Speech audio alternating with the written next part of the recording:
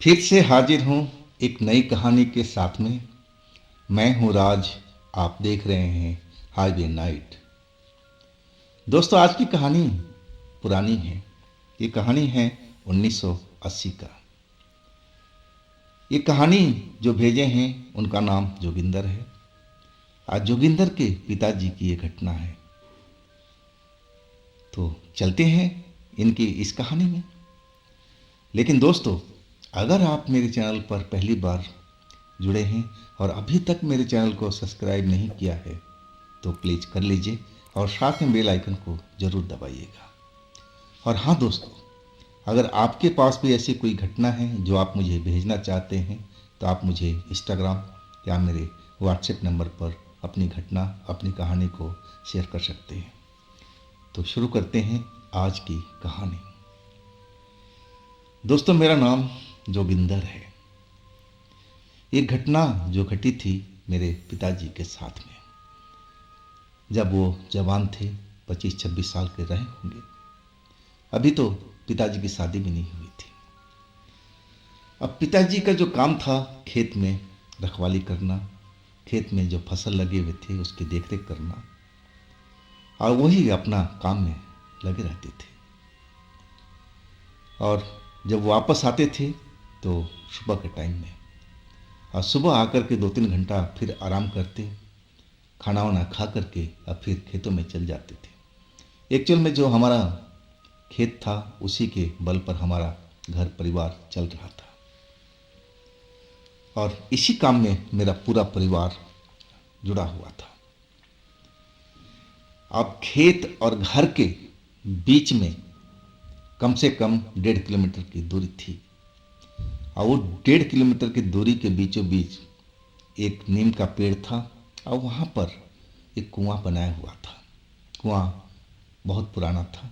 राहगीर वहाँ पर गर्मी के दिनों में पानी पिया करते थे, और इसी पर्पज से वो बना हुआ था। अब जो आसपास के खेत खलिहान वाले थे उस कुआं का भी इस्तेमाल किया करते थे। अब रात को रखवाली जब मेरे पिताजी जाते थे तो इसी रास्ते से होकर के, यही मेन रास्ता था वहाँ तक, खेत तक पहुँचने का। तो रात के टाइम में कभी वो 8 बजे, कभी 9 बजे खेतों में निकल जाते थे। और जब ये निकले थे उस रात को तो इतना ही टाइम हुआ होगा, 9 के आसपास का। अब अपना वो डंडा लिए हुए, टॉर्च दिए हुए, और अपने खेत की तरफ बढ़ते जा रहे थे। अब बीच में वही कुआं, वही नीम का पेड़ मिलना ही था। वो तो मेन रास्ते पर था। अब पूरा रास्ता सुनसान पड़ा हुआ था। एक भी इंसान उस रास्ते पर चलता हुआ कोई भी नहीं दिख रहा था, क्योंकि ग्राम देहात में तो लोग शाम के टाइम अपने घर बार में आ जाते हैं और जल्दी सोने की कोशिश करते हैं, क्योंकि सुबह में जल्दी उनको उठना होता है, पशुओं को खाना देना, खेत में जाना। तो 4 बजे के बाद में तो किसान सब, गांव के लोग उठ ही जाते हैं ज़्यादातर। अब मेरे पिताजी चलते जा रहे थे। जब वो उस कुआं के पास पहुंचे तो उनको वहां पर एक औरत बैठी हुई दिखाई दी।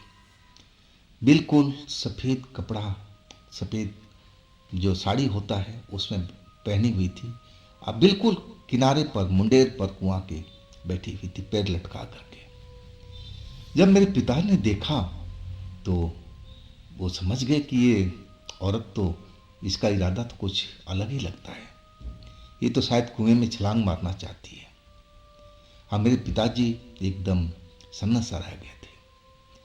अब उस औरत को बचाने के चक्कर में आवाज़ लगा दिया, अरे अरे, आप ऐसा मत करना, आप ऐसा मत करना, कुएं में मत छलांग लगाना।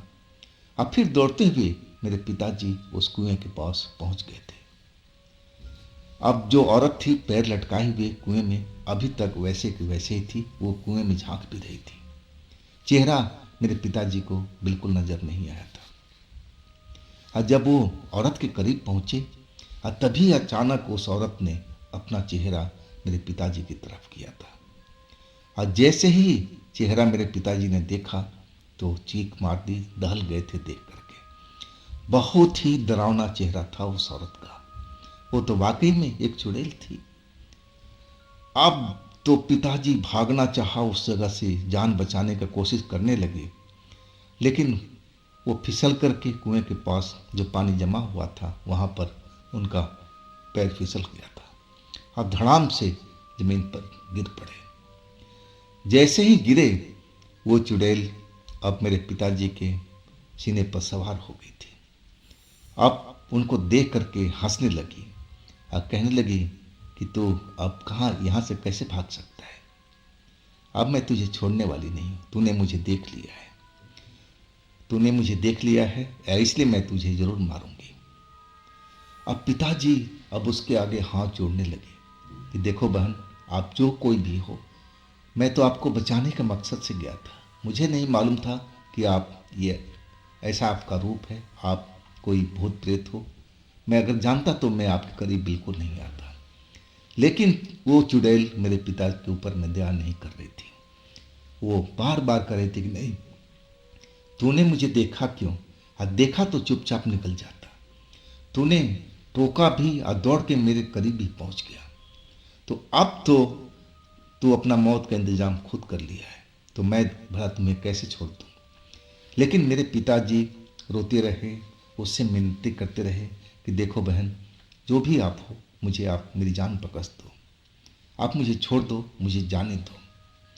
लेकिन वो चुड़ैल पिताजी को बिल्कुल मारना चाहती थी, छोड़ना नहीं चाहती थी। और तभी पिताजी को लगा कि अब तो बात बनेगी नहीं। हाँ, आसपास में खेतों में कई लोग थे जो रखवाली कर रहे थे।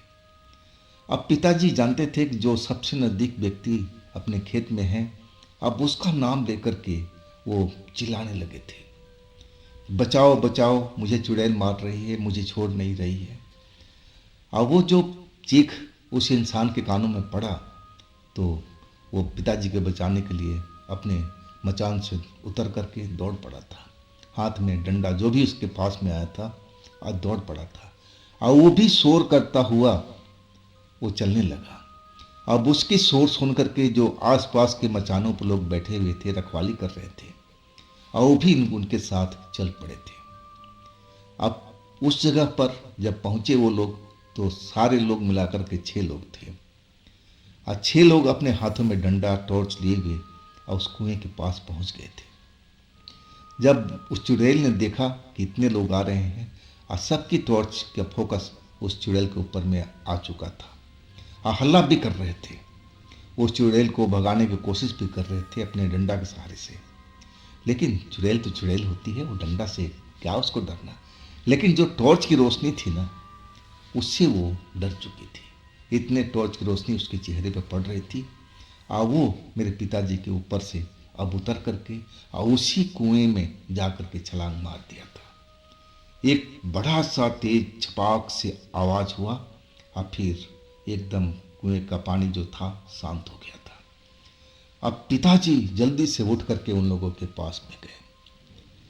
अब सारे लोग तो जानते थे कि इस कुआं में आज तक कभी किसी ने कुछ नहीं देखा, तो ये तो बड़ा खतरे वाली बात है। अब पिताजी तो बिल्कुल डरे हुए थे, उनकी हालत तो गंभीर हो गई थी। अब उनको लोग घर पहुंचाए। घर पहुंचने के बाद में मेरे पिताजी बेहोशी होने लगे, बेहोश होने लगे, बेहोशी उन पर छाने लगी थी।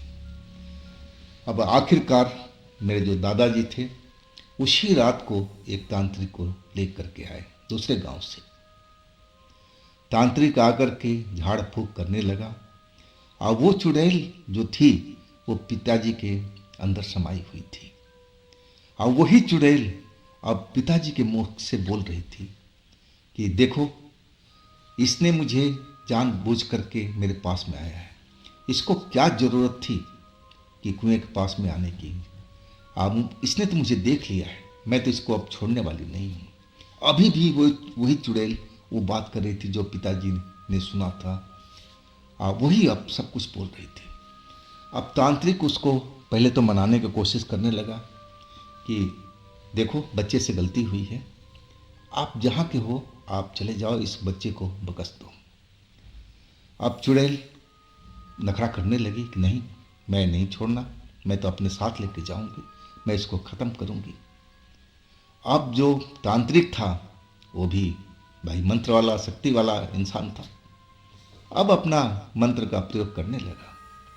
जो चावल अक्षत होते हैं अब छिड़कने लगा मेरे पिताजी के ऊपर में।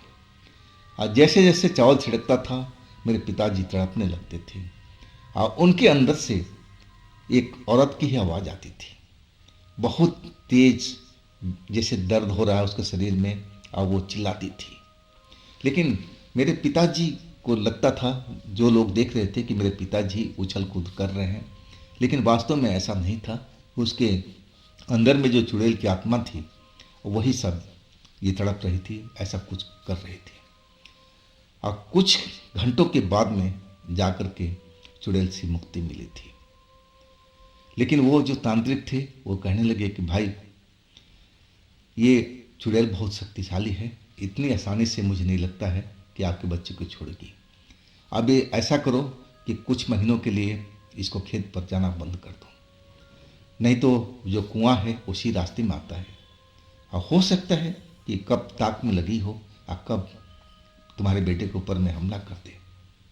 तो मैं तो यही कहूँगा कि अपने खेत पर इसको जाना बंद कर दो, अपने घर में रहने दो इसको कुछ महीने तक। हाँ, तब जब लगने लगे कि हाँ सब माहौल ठीक है, शांत है, ऐसा कुछ बात नहीं हो रही, तब देखेंगे। लेकिन मेरे से मिल करके तब ये काम करना। तांत्रिक ने पूरा सलाह मशवरा दे करके मेरे दादाजी को गया था। अब दादाजी भी ऐसे किए, मेरे पिताजी को बिल्कुल घर में बिठा दिया था, वो जाने नहीं देते थे। अब 1 महीना बीत गया, 2 महीना बीत गया। अब किसान के घर में अब जरूरत तो पड़ती रहती है। अब 2 महीने बीतने के बाद में लगने लगा मेरे दादाजी को कि अरे अब तो सब कुछ नॉर्मल है, अब तो चुड़ैल भाग गई होगी, अब कहाँ आने वाली है। और आखिरकार मेरे पिताजी अब खेत में जाने लगे। अब खेती ही काम था तो खेती से कैसे मुख मोड़ा जा सकता है। अब 2-4 दिन बड़े आराम से जाते रहे, आते रहे, कोई भी परेशानी नहीं थी। और एक रात को मचान से ही वो अपना घर की तरफ आ रहे थे। अब दादाजी मेरे मचान पर थे। अब रात का टाइम हो चुका था, दादाजी खाना खा करके आ चुके थे 9 बजे के आसपास में। अब मेरा जो पिताजी थे अब घर की तरफ जा रहे थे कि खाना खाएंगे और आराम से सो जाएंगे, सुबह खेत में आएंगे। लेकिन उनके साथ में जो पड़ोस का मचान था वहाँ से भी एक लड़का उनके साथ चल पड़ा था। अब 2 लोग थे। और दोनों लोग जब उस कुआं के पास से गुजरने लगे तो फिर उन्होंने वही चीज़ देखा कि वही चुड़ैल उसी कपड़े में और उसी जगह पर, उसी कुएं के मुंडेर पर बैठी हुई है जैसे पहले मेरे पिताजी ने देखा था। अब पिताजी ने देखा तो उनकी हालत तो खराब हो गई, एकदम डर चुके थे। और जो साथ में लड़का था पड़ोस का खेत का, वो भी डर चुका था। अब दोनों लोग को समझ में नहीं आ रहा था कि हम भागे तो किधर भागे। बिल्कुल उस रास्ते पर ही वो कुआं था, वो नीम का पेड़ था। लेकिन डर के मारे उनको मचान के पास लौट जाना चाहिए था। लेकिन मेरे जो पिताजी थे और लड़का था वो दोनों अपने घर की तरफ भागे और उसी कुएं के बगल से। अब वो लड़का तो निकल चुका था, लेकिन जैसे ही मेरे पिताजी उस कुएं के पास से गुजरे और उस चुड़ैल ने मेरे पिताजी को दबोच लिया था। अब पिताजी गिर पड़े और उनके ऊपर में वो चुड़ैल सवार थी और लड़का दूर खड़ा होकर के देख रहा था। वो इतना डर गया था कि कुछ देर तो कुछ बिल्कुल चुप ही चाप रहा। और इसके बाद उसने शोर मचाना शुरू किया।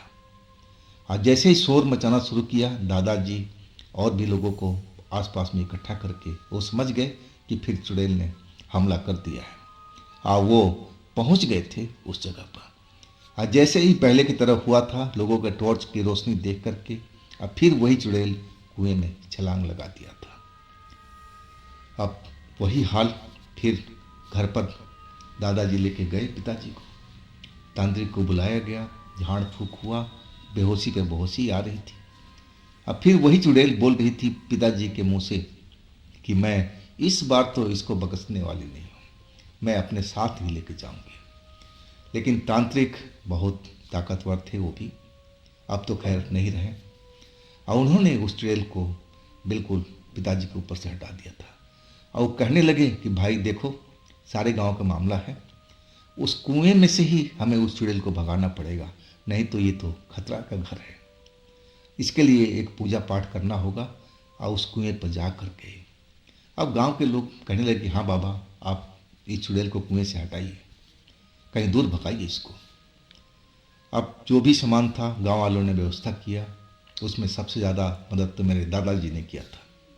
और कुएं पर जा कर के पूजा पाठ हुआ था, और तब जाके उस चुड़ैल से हमारे गांव वालों को मुक्ति मिली थी और मेरे पिताजी को। तो दोस्तों, ये थी आज की कहानी। अगर आपके पास भी ऐसी कोई घटना है जो आप मुझे भेजना चाहते हैं तो मेरे इंस्टाग्राम पर या मेरे व्हाट्सएप नंबर पर ज़रूर शेयर कीजिएगा। और दोस्तों, ये भी चैनल आप ही का है, तो इसको भी अपना प्यार दीजिए, दुलार दीजिए, लाइक कीजिए, सब्सक्राइब कीजिए, शेयर कीजिए। और फिर हम मिलते हैं अगले रोज़ एक ऐसी घटना में, ऐसी ही कहानी में। आप लोग अपना ख्याल रखिएगा। नमस्कार।